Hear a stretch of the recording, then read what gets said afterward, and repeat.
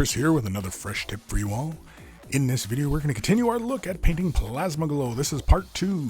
And as you can see here, we have our model all ready to go. It's already been kind of base coated, and the gun has been given a base coat of flat black using scale 75. We're going to use ceramite white for the coils, kind of like our previous example. Any white will do. Just I like the ceramite white because I don't have to lay quite as many layers down. It's got a nice strong pigment to it. And so that's pretty much what I do. And I just thin this out just a little bit and begin applying it and allowing it to fall within the recesses. And it's just pretty straightforward from that point on.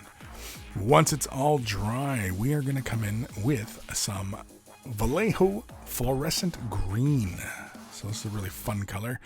And we're going to use a little bit of a Lamian medium, and basically going to mix this roughly a 1-to-1 mix ratio.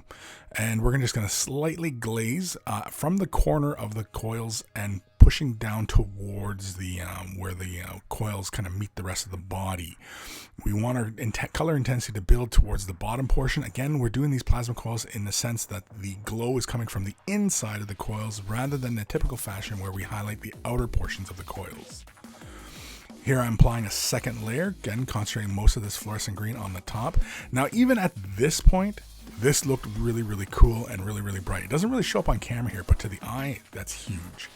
Warpstone Glow is next, and we're going to slap a little bit onto our palette. We're going to use just the dampness of our brush ever so slightly. You can see here I've drawn the brush out so that it created like this slight chiseling on the bristles. Basically, I just draw the brush through the paint, turn it 180 degrees, draw it through the paint again, and it gives you a nice flat edge.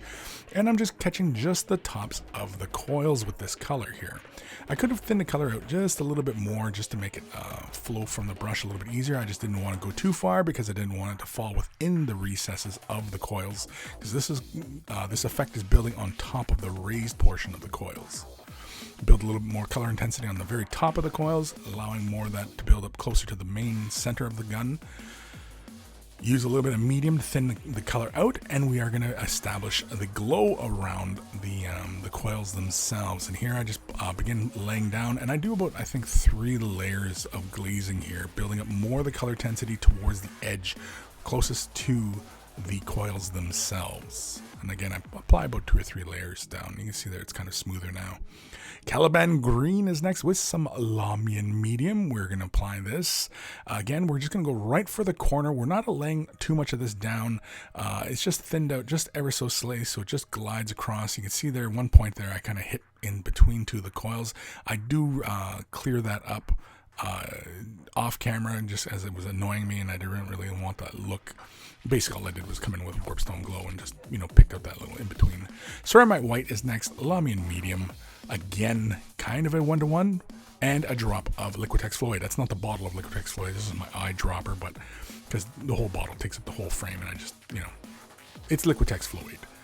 Mix it all, making it a wash, kind of like what we did in the previous example, and we're going to apply this towards the center of the coils, closest to the body, kind of almost like a line, but we're allowing this to kind of fall within between the little coils, and that's why we add that flow aid, because with that capillary action, it's going to creep inside of those little details, and there we are. That is Plasma Glow in a more conventional sense, using regular paints. I really like the way this effect, it's a lot more controlled, so huge thank you to all my patrons. Without their support, these videos would not be possible. If you're considering Patreon support, click the link in the description below. There are varying tiers to support it, and a huge thank you to everybody. Take care of those brushes, and they will take care of you.